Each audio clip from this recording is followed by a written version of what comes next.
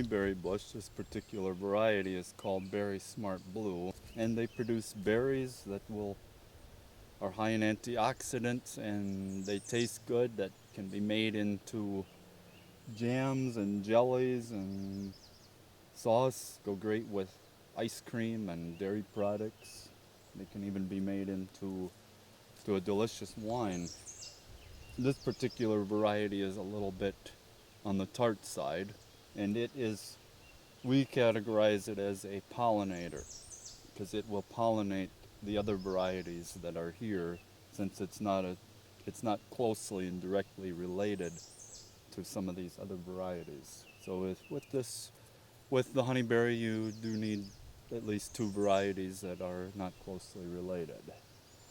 This particular variety, which as I mentioned is a pollinator, it has the potential to grow to 6 foot, 6.5 feet, and in Canada they're getting yields out of this variety of 8 to 10 to 12 pounds. We have not yet seen that because they're still not fully developed to their full maturity, and well, of course, as I've mentioned to you before, we haven't netted them, and we still have bird issues, so we don't know the potential. These plants have been tested to be good down to 50 degrees below zero for winter hardiness, and not last winter, but the winter before, we were, I think, well close to 40 below, and these guys didn't miss a beat. They did not have any winter dieback or anything. And last winter, even though it was a more mild winter, we had very little snow, so most of the bush was above the snow level, and we received maybe 25 below, 30 below, and again they came through the winter like troopers. No issues. And they're somewhat drought tolerant. They will suffer some fruit loss. I mean, they won't have their full fruit potential in a drought year, but the plant will still survive through a drought as well.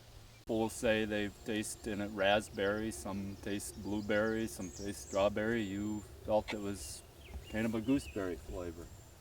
So it's got a flavor that's unique to itself.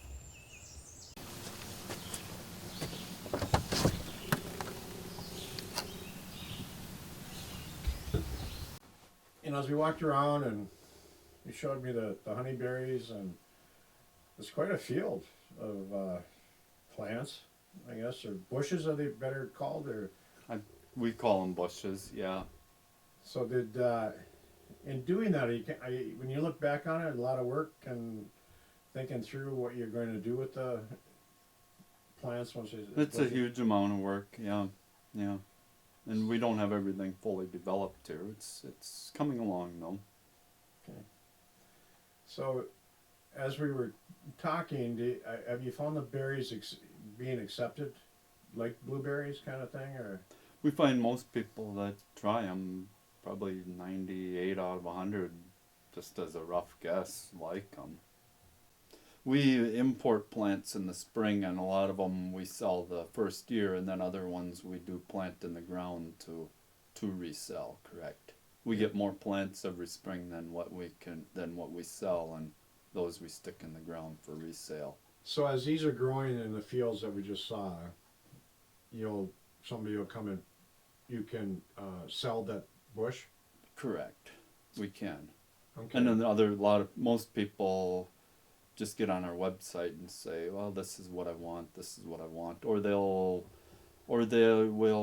correspond with us to get the best feel for what they think they want and what they feel they need. And we do have a few drive-in customers, local people, every year as the word gets out that we're doing this, and they'll come and get plants directly.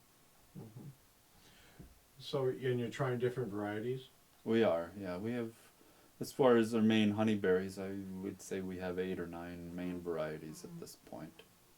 And in the fields, you're trying different things. I noticed that some plants had some netting over them. Could you explain that? Yeah, the netting was to keep the birds out of those plants, so we could get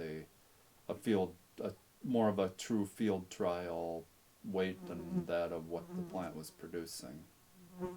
Because the other plants are just out there on their own. If the birds take them, then we don't know what the production was for this year.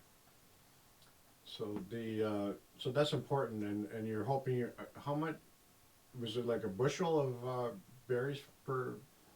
We are hoping, anyways, for 4 to 6 pounds off from the varieties that we want to grow ourselves and suggest for other people. And if they do better than that, that's good too. But it's a good, clean living, and we can enjoy being in nature and in the environment. And I guess that's good. And that works. Yeah. Okay. Yeah, and I think it's great what you got going here, and I want to thank you very much for your time. Oh yeah. And taking the time this morning with me.